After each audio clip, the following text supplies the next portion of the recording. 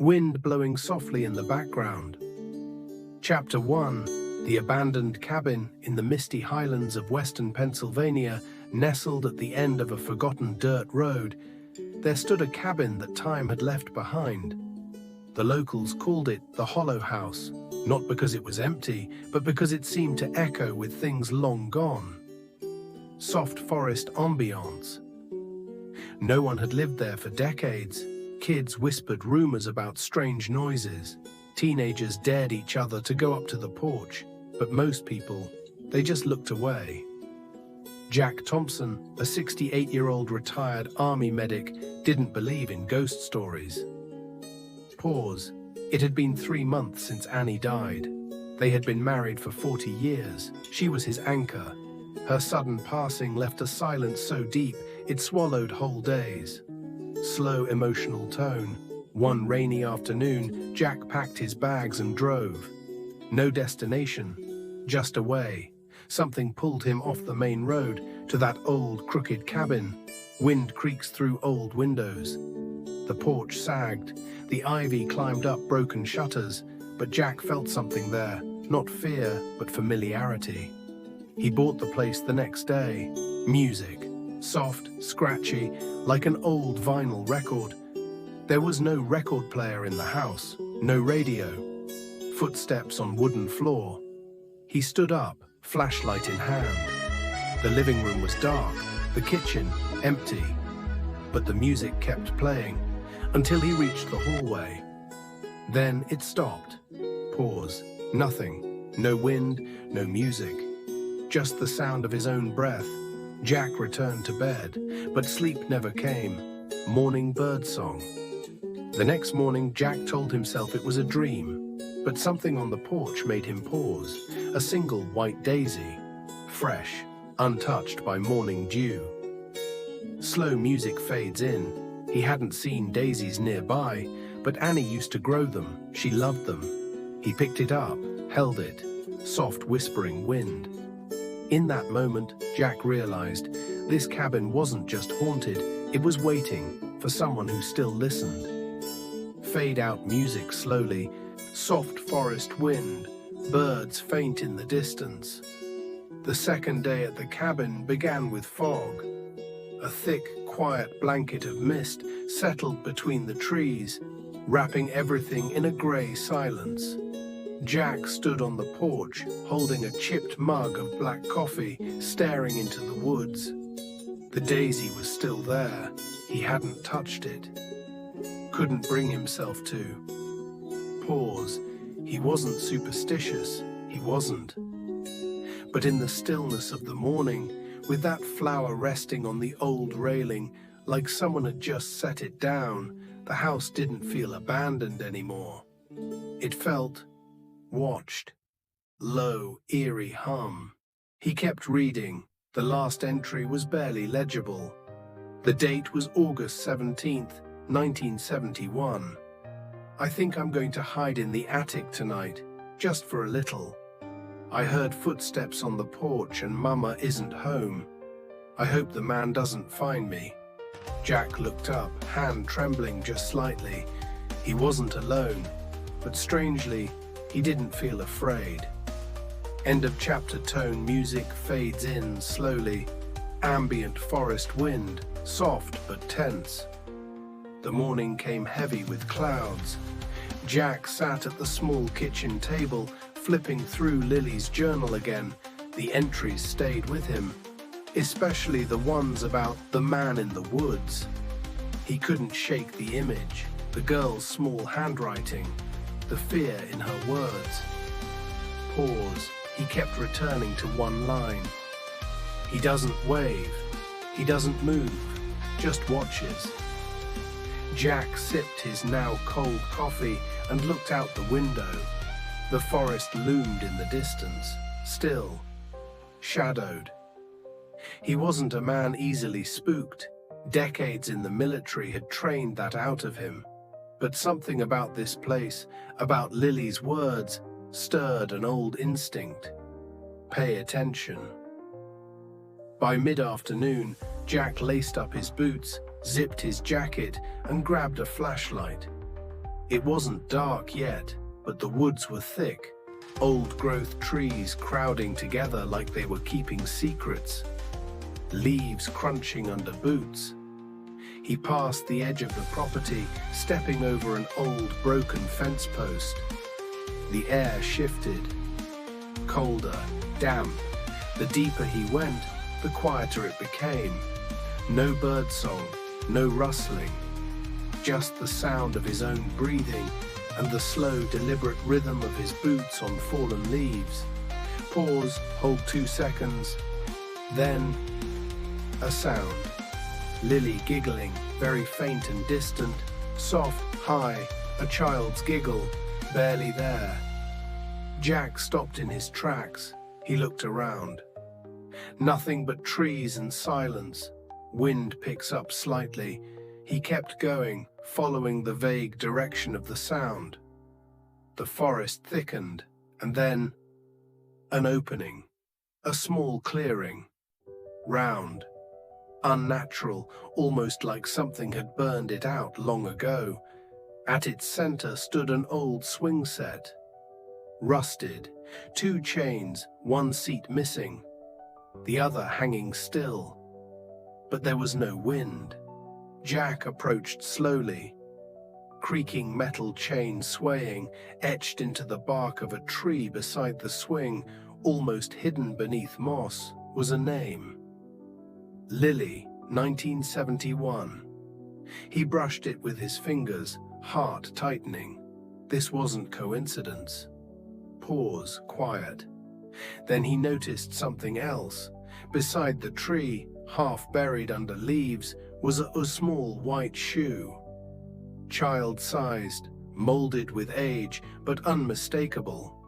He knelt, picking it up gently. Pause.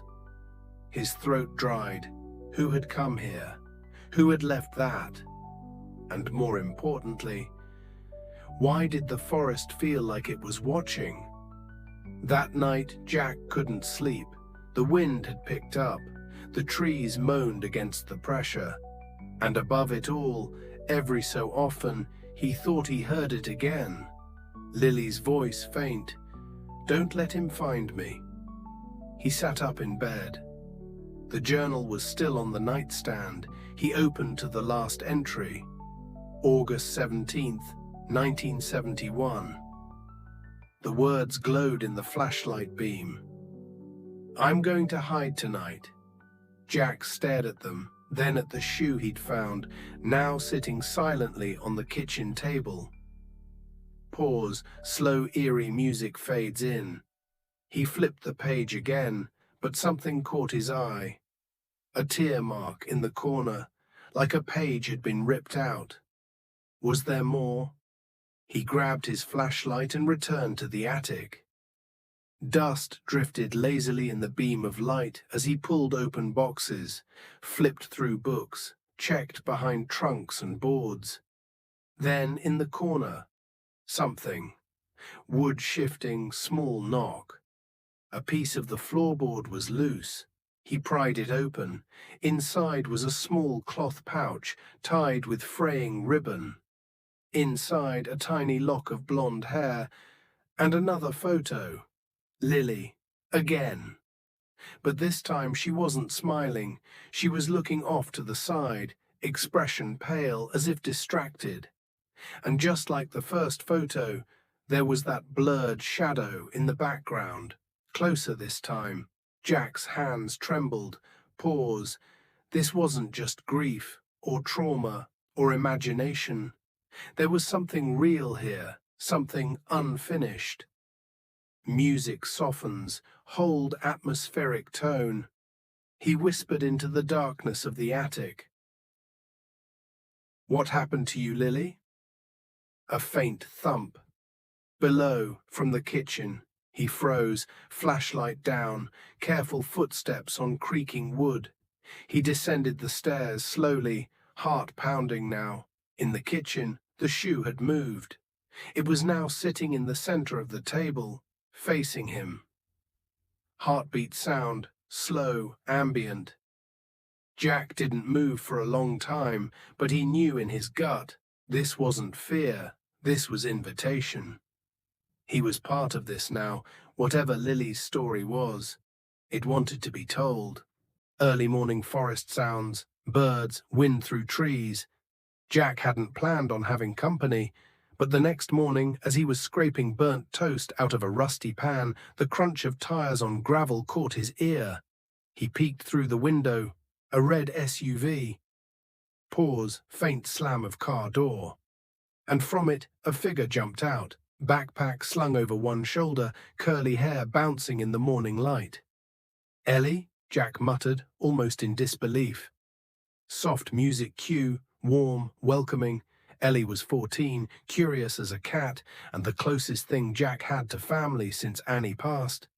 His daughter had begged him to visit, or let someone visit him. And apparently, Ellie didn't wait for permission. She stepped onto the porch with a grin that hadn't changed since she was 6. "Hi, Grandpa," she said, brushing hair from her face. "Hope you've got coffee." Jack blinked, then cracked the smallest smile he'd managed in weeks. "I've got instant," he replied. "No promises." The cabin changed when Ellie walked in. It was subtle, like the house exhaled. The rooms felt less heavy, the shadows a little less sharp. She spent the morning exploring, asking questions faster than Jack could answer. "What's in the attic? Did you know there's a bird's nest in the chimney? Who's Lily?" Soft music fades, tension cue builds slightly. Jack paused at that last one. He looked at her. "You saw the journal?" She nodded. "And the photo. She's kind of haunting, isn't she?" Jack sighed. "I don't think she wants to scare anyone." Ellie tilted her head. "Then what does she want?" Pause. Jack didn't know, but he wanted to find out. That evening, Ellie brought out a small digital recorder. "Let's try something," she said, setting it on the kitchen table. "Just to see." Jack watched as she pressed record. They sat in silence for a moment. Then Ellie said softly, "Lily, if you're here, it's okay. We're listening." Silence, clock ticking slowly. Jack didn't expect anything. But when they played it back, Lily's voice faintly, "Don't forget me." They both stared at each other. Jack's hand clenched the table. Ellie's eyes were wide. "You heard that, right?" she whispered. He nodded. The next few days, Ellie treated the house like an investigation. She made floor maps, left notebooks in each room, marked down odd sounds and drafts. She was methodical, focused, fearless. Jack followed her lead. They returned to the clearing in the woods, the swing, the carved name, the shoe. Ellie knelt beside the swing. "She used to play here," she said softly. "Alone." Pause. They found an old rusted music box buried beneath the leaves. It no longer played, but inside was a single folded piece of paper. "Mama doesn't believe me, but I know he's there. I know." That night, Ellie didn't want to sleep upstairs. "Too many creaks," she said with a grin. "Plus, the ghost might prank me." They set up sleeping bags in the living room. Jack lit a fire in the old hearth. They drank cocoa from mismatched mugs. And for the first time in months, Jack laughed, a real laugh. Fireplace crackling, soft jazz piano in background. But around midnight, something woke him. A soft breeze, and the scent of roses. Not wildflowers, not something in the house. Annie used to wear rose-scented lotion. Jack sat up slowly. Ellie was still asleep beside the fire. But the front door creaking open slowly. It was slightly ajar. Jack stood, walked to it, looked out. Moonlight bathed the porch, and on the railing, another daisy. Slow, emotional piano returns. The next morning, Ellie found it first. She held the flower gently, then looked at Jack. "She's reaching out, Grandpa," she said. "She just doesn't know how." Jack nodded. "I think she's been waiting for someone to listen." Ellie smiled. "Then maybe it's time we start talking louder." Soft, hopeful music swells. The house felt different now, not less mysterious, but less afraid. They weren't just searching for answers anymore. They were helping a voice that had been silent for too long to finally speak. Low ambient forest sounds, wind slightly stronger. The days passed like mist. Jack and Ellie kept digging, not just into the past of the cabin, but into the records of the town itself. They scoured the local library, old newspaper clippings, town meeting minutes, and slowly, a story started to piece itself together. Pause, tension building. There had been whispers even back then. A man, a stranger who moved into town quietly. No one knew exactly where he came from. He bought the old cabin at the end of the hollow, kept to himself, never married, didn't talk much. Some people said he was polite, others said he gave them chills, but nothing concrete, nothing you could put in a police report. Until Lily disappeared. Muffled typewriter sounds in background. An article from August 20th, 1971. Local girl Lily Harmon missing after storm. Authorities continue search. Another article, weeks later. Case grows cold. No new leads. Family moves away. Jack set the old newspaper down with a sigh. Ellie stared at it, lips pressed tight. She was right here, she said, right under their noses. Pause. Jack nodded, but no one wanted to believe something bad could happen, right in their own backyard. That night they returned to the clearing. Jack brought a shovel, not because he expected anything, because he needed to know.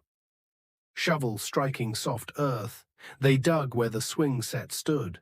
The soil was heavy, damp. Ellie helped, grim but determined. Hours passed. Then, a sound. Metallic clank. Jack dropped to his knees, brushing away the dirt with his hands. There, buried beneath layers of earth, was the rusted lid of an old well. Pause, eerie silence. It had been filled in, hastily, not with concrete, just dirt and stones. Someone wanted it forgotten. Jack looked at Ellie. She looked back, pale but steady. "We have to open it," she said. It took 2 more days to clear the well enough to see inside. Wind gusts stronger, storm approaching. Rain threatened overhead, but Jack didn't stop. He tied a rope to a flashlight and lowered it down. The beam cut through darkness. At first, nothing. Then, something caught the light. Flashlight beam flickers, a glint of white, small, delicate. They pulled it up carefully, a tiny porcelain doll, cracked but intact, with faded blue eyes and a chipped pink dress. Clutched tightly in the doll's tiny hand was a string attached to a piece of cloth. Jack tugged gently. Up came a child's dress, torn, mud-stained. Pause, long. Jack fell to his knees. It wasn't confirmation in the way the world demanded, not bones, not forensic proof, but in his gut he knew. They had found her. Or at least, what was left of her story. Soft, sad piano music begins. Ellie stood behind him, silent. Jack turned, doll in hand, eyes shining with unshed tears. "She didn't run away," he said hoarsely. "She was taken. She was trapped." They buried the items carefully, wrapping them in a clean cloth, setting them gently near the base of the old tree in the clearing. Jack made a small cross out of branches. Ellie placed the doll at its base. The storm broke overhead then. Thunder rolling in distance. Rain poured down, washing away the last bits of dirt and dust. Jack and Ellie stood there, soaked to the bone, heads bowed. Pause, long. That night back at the cabin they lit a candle. Jack placed the doll by the window. The house felt different again, not lighter, not yet, but quieter, as if someone was finally resting. Lullaby music plays softly in the distance. Jack sat by the fire, Ellie curled up beside him. Neither spoke. There was nothing to say, only a shared silence that spoke of sorrow and of peace, a beginning and an ending. Soft fireplace crackling. The rain didn't stop for 2 days. Jack and Ellie stayed mostly inside, the old house moaning softly under the weight of the storm. Outside, the world was a blur of silver and grey. Inside, it was quieter, still broken, but healing. Pause, soft ticking clock. Jack sat by the window most nights, staring out into the mist. The doll remained on the sill, small, fragile, a silent witness to everything that had happened. Ellie spent her time reading the journal, mapping the timeline, connecting the dots. Every so often, she would look up and ask a question. Jack would answer or shrug or simply listen. It felt peaceful, almost. But the house wasn't finished yet, not until Lily was. One evening, as the rain finally began to thin, Jack heard it again. Soft music box sound. Not the old record music, not laughter, but a lullaby. Simple, sad, played on a music box that no longer worked. He stood, moving slowly through the dimly lit house. The sound led him to the attic. Wood creaking under slow footsteps. Jack hesitated at the top of the stairs. The attic door was ajar. A soft glow spilled out, faint, like moonlight, though no windows faced that direction. He pushed the door open. Pause. And there she was. She stood by the broken toy chest, small hands folded in front of her. Her dress was tattered, her hair tangled. But her face was calm, not angry, not frightening, just tired. And waiting. Jack's throat closed. For a moment, neither of them moved. Then Jack stepped forward. He knelt down, setting the doll gently at her feet. Pause. Very soft music continues. "I'm sorry," he whispered, "for what happened to you, for being forgotten, for everything." The girl tilted her head slightly. Then she smiled. It was the smallest thing, a flicker of light in a long, long night. And then, like mist in morning sun, she faded. The glow dimmed. The attic grew colder, but not emptier. Soft wind blowing through open windows. When Jack returned downstairs, Ellie was waiting. She didn't ask what happened. She just hugged him, fiercely, wordlessly. And Jack, for the first time in what felt like a lifetime, let the tears come. Pause, longer. The next morning, the sun broke through. Birdsong, bright and soft. The cabin looked different, not newer, not cleaner, but lighter, as if something heavy had been lifted, something deep and old. Jack and Ellie walked together into the woods one last time. At the clearing, the swing swayed gently in the breeze. They planted a small wildflower garden at the base of the tree, daisies, roses, a few lilies. Ellie made a small wooden sign.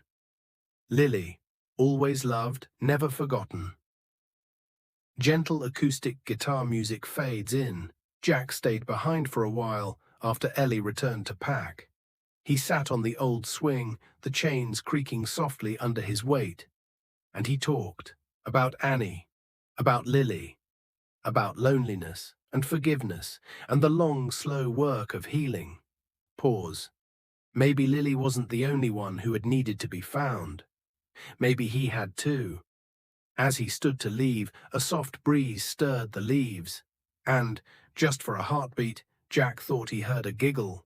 Light, joyful, free, fade out to soft sunlight ambiance, soft sunrise ambiance, birds waking up. The sun rose slowly over the hollow, golden light spilled through the trees, painting the old cabin in hues of amber and warmth. Jack stood on the porch, a chipped mug of coffee in his hand, steam curling lazily into the morning air. Beside him, Ellie swung her legs off the edge of the steps, humming under her breath.